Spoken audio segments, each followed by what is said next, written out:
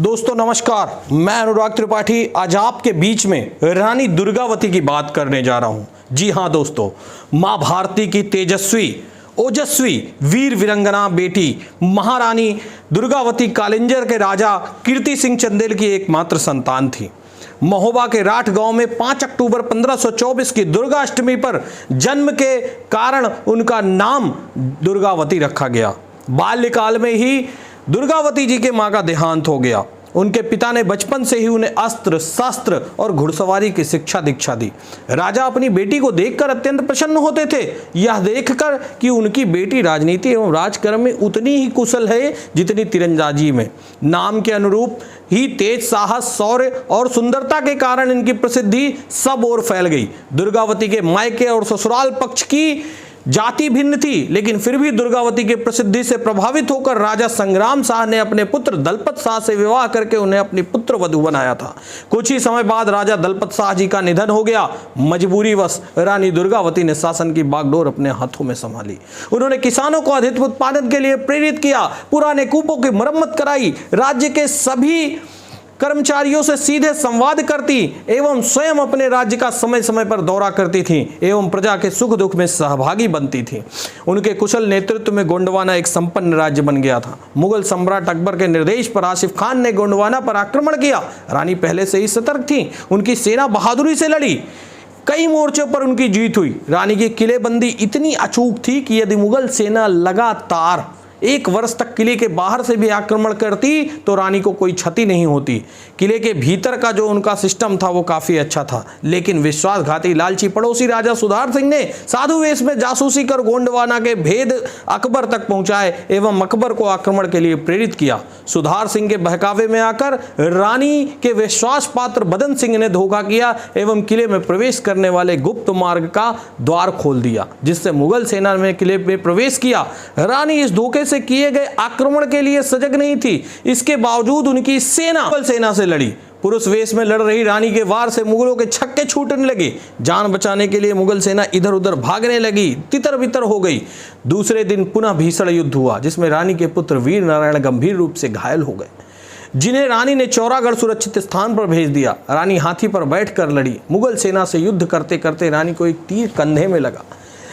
उस तीर के निकाल कर वह फिर युद्ध करने लगी। उसके 1 घंटे बाद एक तीर उनके आंखों में लगा। बहते खून को देखकर उनके सिपह सलार आधार सिंह उन्हें युद्ध भूमि छोड़ने का निवेदन करने लगे, परंतु दुर्गावती ने कहा, नहीं, मेरे शरीर से बहता खून नहीं, यह वीरंगाना का आभूषण है। सैनिकों ने उनसे युद्ध भूमि छोड़कर सुरक्षित स्थान पर चलने को कहा।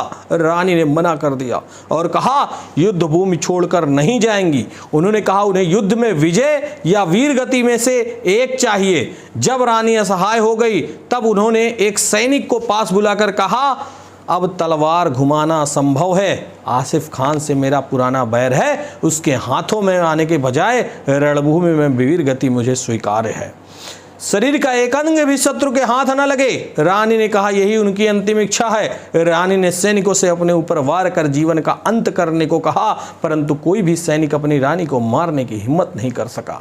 तो उन्होंने स्वयं ही अंत में अपने महावत से तलवार छीनकर स्वयं अपने हाथों अपने जीवन का जून 1564 को अंत कर लिया। महावत ने जब रानी को अपने सामने मरते हुए देखा तो उसने भी कटार से अपने प्राणांत कर लिए।